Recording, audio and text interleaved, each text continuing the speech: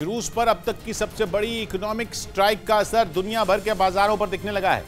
European union और G7 देशों ने रूस के कच्चे तेल की अधिकतम कीमत तय कर दी, लेकिन रूस इस फैसले पर बुरी तरह बौखला गया और उसने ऐलान कर दिया कि वो इस फैसले को कतई नहीं मानने वाला। दावा यह किया जा रहा है कि इस बार का फैसला रूस की अर्थव्यवस्था पर हुआ अब तक का सबसे बड़ा वार है, ऐसा वार जो रूस की कमर तोड़ सकता है।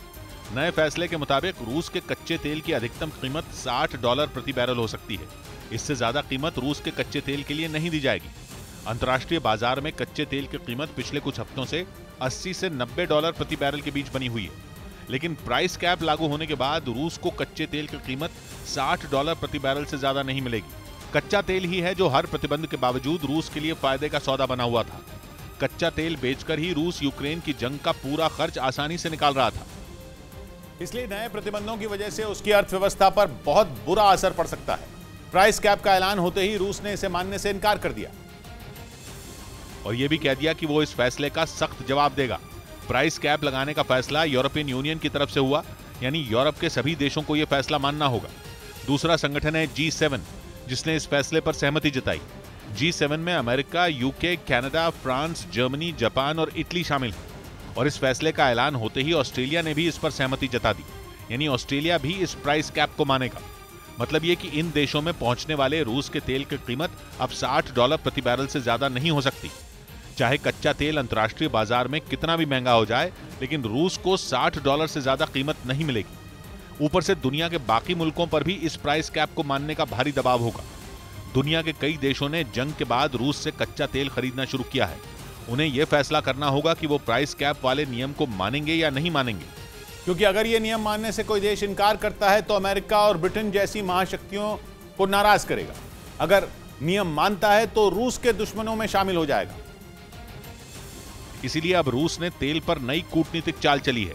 दावा यह है कि रूस अब उन देशों को तेल की सप्लाई रोक सकता है जिन देशों ने प्राइस कैप वाले फैसले पर मोहर लगाई है।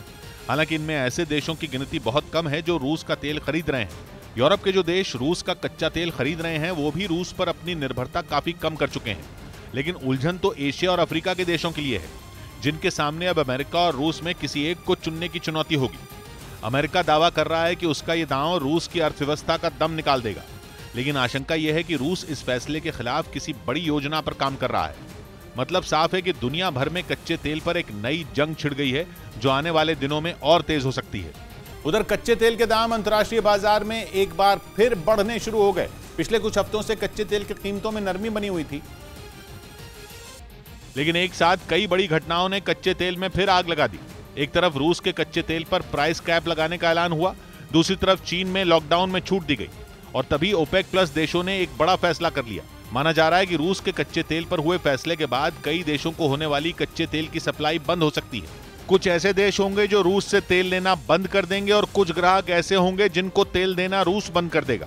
यही वजह है कि कच्चे तेल की कीमतों में अचानक उछाल आया और तेल एक बार फिर $90 प्रति बैरल के करीब पहुंच गया, जिसका बड़ा कारण चीन में शुरू हुए आंदोलन की वजह से लॉकडाउन में दी गई ढील को माना जा रहा है। लंबे वक्त से चीन के कई शहरों में सख्त लॉकडाउन लगा हुआ था, जिसकी वजह से वहां कच्चे तेल की मांग काफी कम हो गई थी। लॉकडाउन खुलने से तेल की मांग बढ़ने का अनुमान है। कच्चा तेल इंपोर्ट करने वाले देशों में चीन पूरी दुनिया में पहले नंबर पर है। चीन से आई इस खबर की वजह से कच्चे तेल की कीमतें अचानक बढ़नी शुरू हो गईं।